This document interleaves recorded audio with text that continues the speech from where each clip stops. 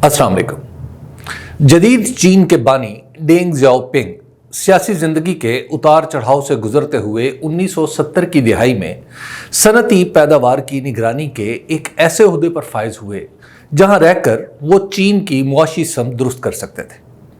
उन्होंने बाकायदा काम का आगाज़ करने से पहले अपने मातहत इदारों के सरबराहों और मजदूरों का एक कन्वेंशन बुलाया। उस कन्वेंशन में उन्होंने अपना हदफ 25 बरस बाद यानी सन 2000 करार दिया। इस मौके पर अपनी तकरीर में उन्होंने कहा कि उनके नज़दीक इस हदफ को हासिल करने के लिए 3 काम करना होंगे। पहला ये कि चीन में हल्की इंजीनियरिंग की सनत को फ़रोग दिया जाए। दूसरा ये कि भारी इंजीनियरिंग यानी रेल की पटड़ी बनाना या लोहे की पैदावार में इजाफे की कोशिश की जाए। और तीसरा, ज़राअत को मुकम्मल तौर पर मशीनों पर मुंतकिल कर दिया जाए। उनका ख्याल था कि इन 3 शोबों में काम करके सन 2000 तक चीन दुनिया का सबसे बड़ा पैदावारी मरकज़ बनकर उभरेगा। डेंग ज़ियाओपिंग ने अहदाफ मुकर्रर करके आगे बढ़ना शुरू किया तो उन्हें सियासी ज़रूरियात के तहत ओहदे से हटा दिया गया। कुछ अरसे बाद वो दोबारा बहाल हुए तो उन्होंने काम का आगाज़ वहीं से किया जहां छोड़ा था। उसके बाद चीन आगे बढ़ता चला गया। उसकी तरक्की दुनिया के लिए मिसाल बनने लगी और सन 2000 के बाद से चीन दुनिया में पैदावार का सबसे बड़ा मरकज़ बनकर उभरा। डेंग ज़ियाओपिंग का सह-नकाती मंसूबा दुनिया में कोई नई चीज़ नहीं था।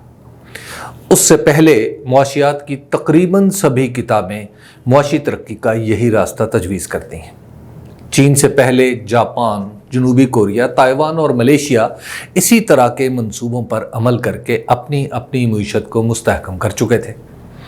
इन मुल्कों के अलावा दुनिया भर की किसी भी कामयाब मईशत को देख लें, इसकी तह में डेंग ज़ियाओपिंग जैसा ही कोई मंसूबा नजर आएगा।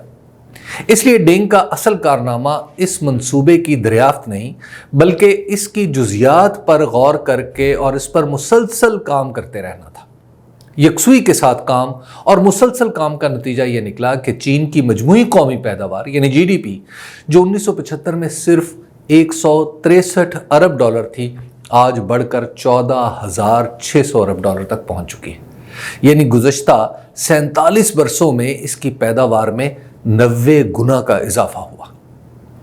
चीन और पाकिस्तान का मुआशी हवाले से तो खैर आज कोई मवाजना ही नहीं बनता कि चीन की मईशत हमसे 50 गुना बड़ी और आबादी हमारी आबादी से सिर्फ 6.5 गुना बड़ी है।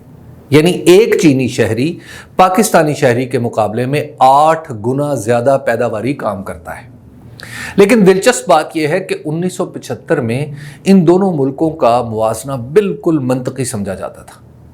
1975 के आदाद शुमार बताते हैं कि उस वक्त चीन की आबादी पाकिस्तान की आबादी से 14 गुना ज़्यादा थी और उसकी मईशत भी हमारी मईशत से 14 गुना बड़ी थी।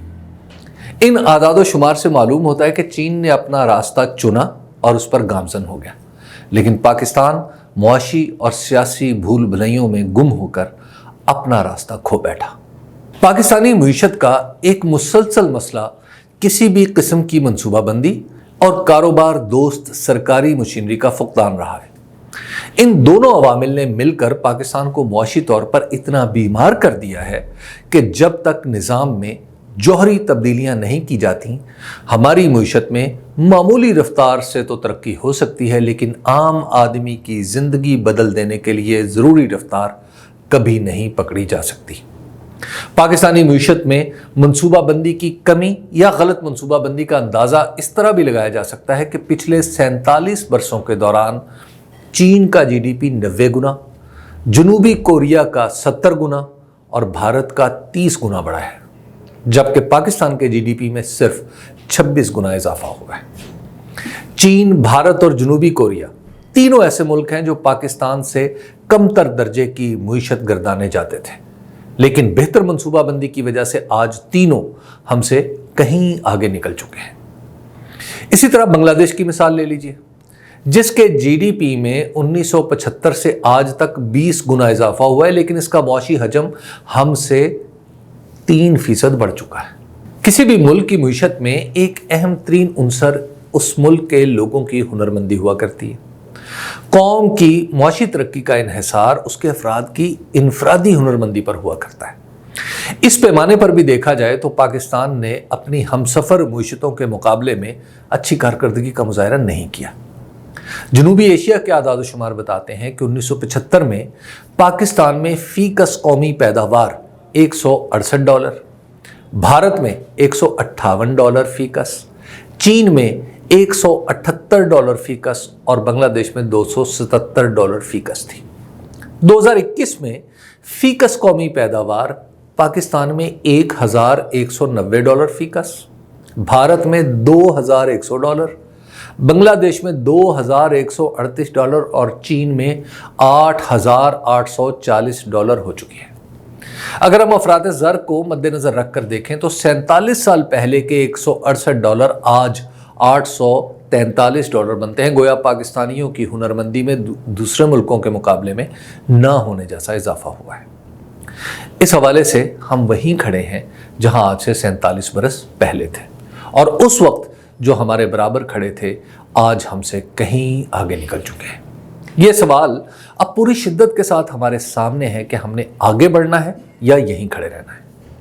जब तक हम मुईशत और सिर्फ मुईशत को पाकिस्तान का पहला मसला नहीं समझेंगे और इसे दुरुस्त करके लोगों की आमदनी नहीं बढ़ाएंगे तो रुपया गिरता रहेगा, तेल महंगा होता रहेगा, बिजली के बिल बढ़ते चले जाएंगे, कीमतें पहुंच से बाहर जाती रहेंगी और हम हुकूमतें गिराने बनाने में मसरूफ़ रहेंगे।